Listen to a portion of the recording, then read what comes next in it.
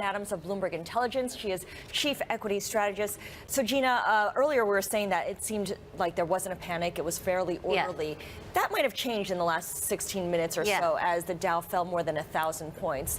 We've come back up off those lows a little bit here.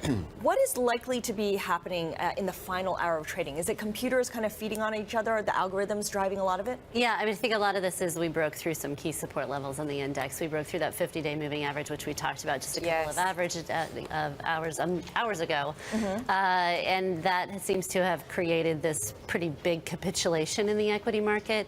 You know, it's been a while since we traded beneath our 50-day moving average, so there's just not a lot of support beneath that 50-day until you get to the 100-day moving average.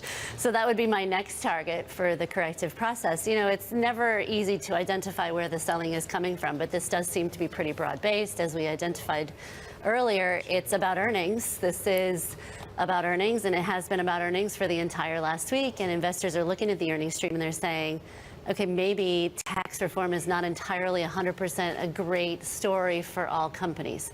And starting to really dissect that. That created a little bit of a sell-off, and that's got investors spooked. I mean, just like investors were putting a lot of money into ETF funds on the upside, they're now taking them out. And we'll find some support levels here, hopefully at the 100-day. All right, I just want to show everyone the charts that you're referring to, the support levels here. This is the S&P 500 on the Bloomberg, and of course the white line is the S&P 500. There is a decline over the last couple of days. That purple line is that 50-day moving average, Gina. The green line is the 100-day moving average.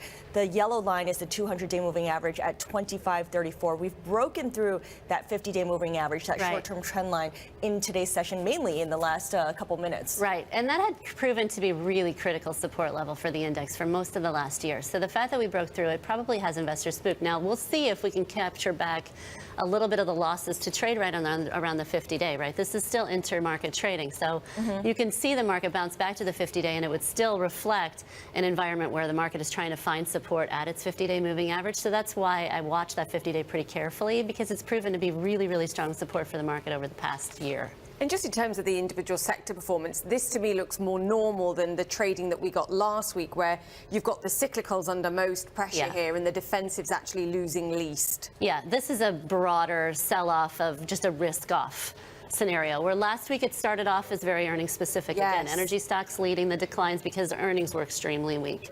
Healthcare leading declines because the earnings outlook weakened materially when we got the news that Amazon was potentially entering the healthcare market. Now it's cyclicals underperforming defensives, a bit of rotation into utilities earlier today. Utilities still outperforming the broad market, but this is more of just broad-based sell everything and take a minute and wait and see where it lands and potentially buy it back later. Yeah.